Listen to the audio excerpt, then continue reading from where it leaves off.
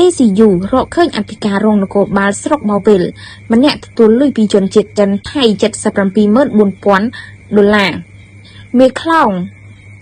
ក្រុម online scam ជាធ្នូរងការដោះលែងអង្គភាពប្រឆាំងអំពើពុករលួយ ACU រកឃើញអធិការរងនគរបាលស្រុកបោវិលខេត្តបាត់ដំបងម្នាក់ឈ្មោះ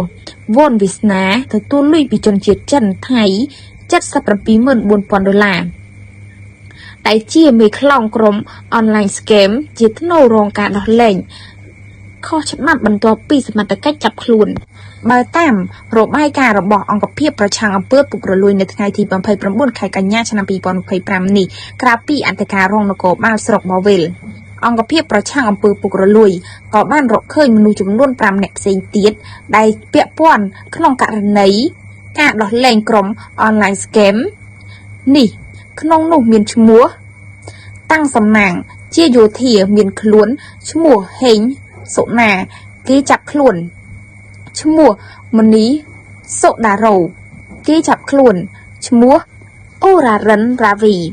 ជាថៅកែពួក online scam ចំនួន 43 នាក់ជាជនជាតិថៃ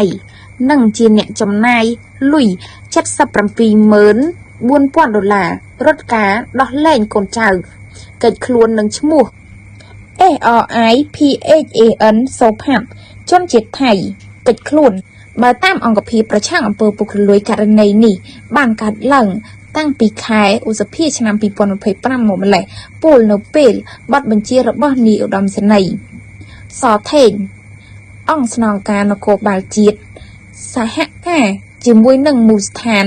ចុះប្រតិបត្តិការរដ្ឋបាលថ្ងៃទី 2 ខែឧសភាឆ្នាំ 2025 នៅក្រុងប៉ោយប៉ែត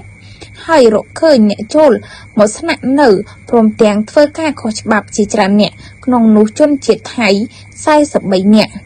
ស្រី 20 នាក់ដែលធ្វើការបោកប្រាស់តាមអនឡាញ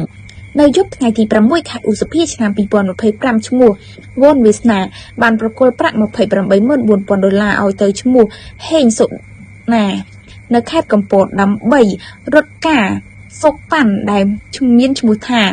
មនីសុដារ៉ូជាអ្នកឃុំឃាត់និងជួយលាក់បាំងពីការផ្ទេរប្រាក់អង្គភាពប្រឆាំងអំពើពុករលួយកំពុងបន្តរកឃាត់ខ្លួនជនជាប់ចោទ 4 នាក់ទៀត